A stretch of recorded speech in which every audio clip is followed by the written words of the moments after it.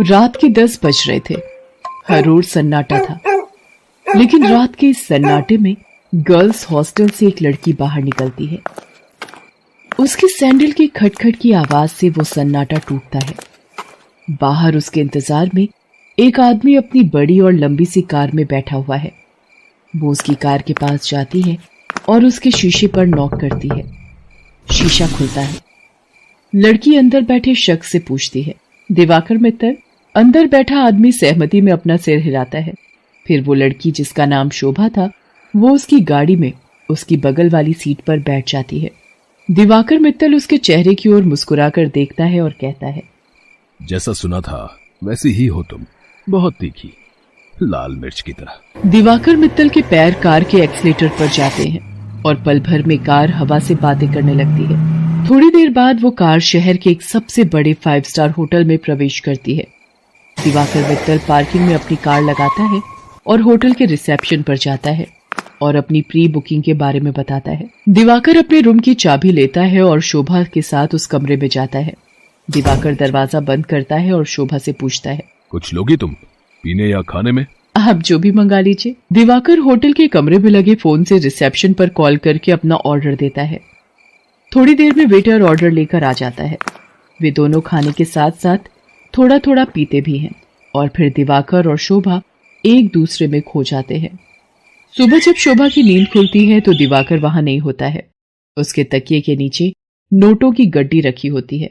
वो गड्डी को उठाती है, फिर होटल के बाहर आती है। बाहर आकर वो एक कैब बुक करती है और उसमें बैठकर गर्ल्स हॉस्टल की ओर निकल जाती है। कैब वाला बीच बीच में उसे घूर कर देखता है तो शोभा को गुस्सा आ जाता है। क्या देख रहे हो? क्या देख रहे हो बार बार पीछे मुड़कर?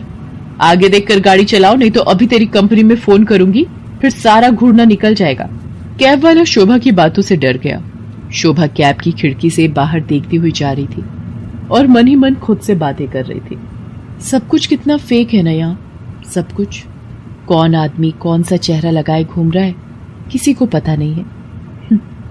मैं भी तो पिछले कई महीनों से एक नकली चेहरा लगाए घूम रही हूँ। सच कहूं तो घिन आती है मुझे उस चेहरे से, दम घुटता है मेरा। लेकिन अब इस चेहरे के बिना मैं रह भी तो नहीं सकती। ये कहानी है जमालपुर की रहने वाली शोभा की। शोभा शहर के एक हॉस्टल में रहती है और इंजीनियरिंग की पढ़ाई कर रही है। वो 8 महीने पहले ही शहर आई है। शोभा के पिता दीनदयाल उससे बहुत प्यार करते हैं। उसे अब भी याद है जब वो ट्रेन में बैठकर शहर आ रही थी तो। क्या बाबा, आप इस तरह बच्चों की तरह रोएंगे तो मैं शहर कैसे जाऊंगी?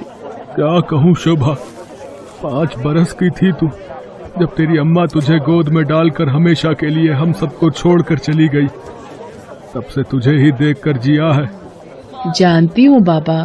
सोचा था कि एक बार ही तुझे विदा करूंगा जब तेरी शादी होगी, लेकिन शादी के पहले ही।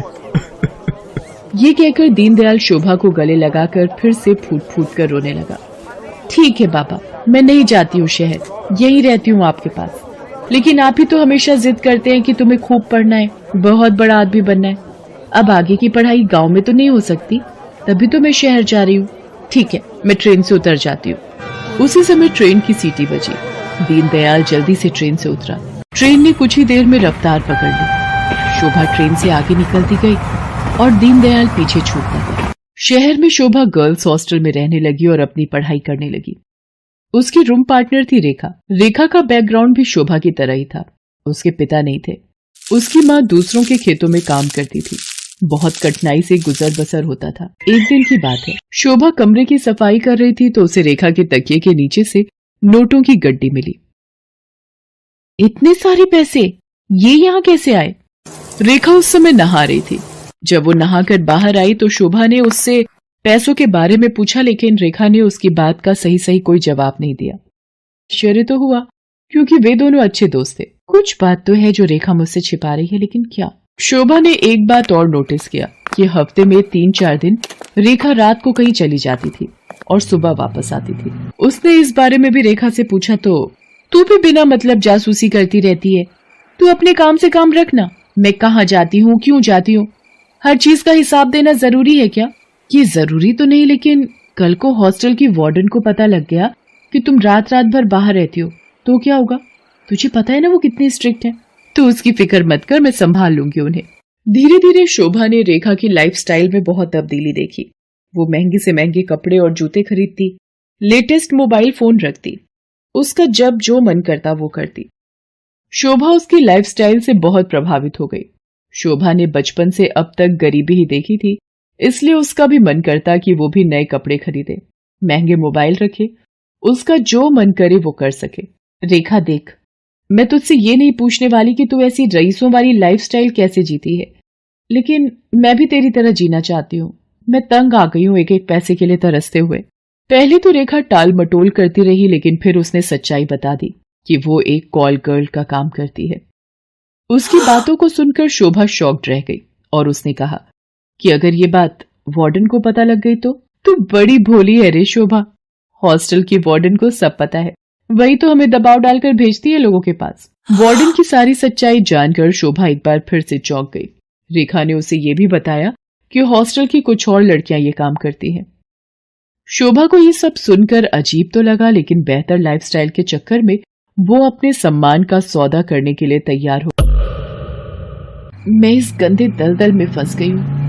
हालांकि इस दलदल ने मुझे बहुत सारी वो चीजें दी जिसके लिए मैं तरसती थी, लेकिन मैंने अपनी मासूमियत खो दी है, मैंने अपनी शांति खो दी है, मैंने अपनी पवित्रता खो दी है। बाबा को कितनी उम्मीद थी मुझसे, और मैं क्या करने लगी मैं। शोभा की आंखें भीग गई थी। वो अब ये काम नहीं करना चाहती थी, लेकिन हॉस्टल की वार्डन उस पर बार बार दबाव डाल रही थी।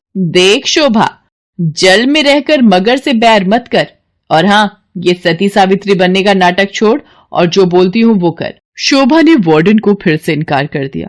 गुस्से में वार्डन ने उससे कहा, देख शोभा, तेरा इनकार तेरे भविष्य के सारे रास्ते बंद कर देगा। मेरी एक शिकायत पर कॉलेज से भी तुझे निकाल दिया जाएगा, और तुझे मैं इतना बदनाम करवा दूंगी कि इस शहर तो क्या, तू कहीं भी किसी को मुंह दिखाने के लायक नहीं रहेगी। शोभा उस रात हॉस्टल से निकली तो जरूर, लेकिन उसने कुछ तय कर लिया था। वो हॉस्टल से निकलकर सीधा पुलिस स्टेशन पहुंची और इंस्पेक्टर नाज़नीन को हॉस्टल और वार्डन की सारी सच्चाई बता दी। शोभा की बात सुनकर नाज़नीन शॉक्ड रह गई। शर्म आ रही है मुझे तुम पर और उन सभी लड़कियों पर जो अच्छी लाइफस्टाइल के चक्कर में शॉर्टकट अपनाती हैं और अपने सम्मान का सौदा करती हैं, और तुम जैसे मासूम लोगों का फायदा तुम्हारी वार्डन जैसे लोग उठाते हैं। मुझसे बहुत बड़ी गलती हो गई इंस्पेक्टर नाज़नीन। मुझे खुशी है कि तुम्हें अपनी गलती का एहसास तो हुआ, लेकिन ये गलती कोई और ना करे और तुम्हारी वार्डन किसी और का फायदा ना उठाए। इसके लिए इस पूरे रैकेट को तोड़ना पड़ेगा।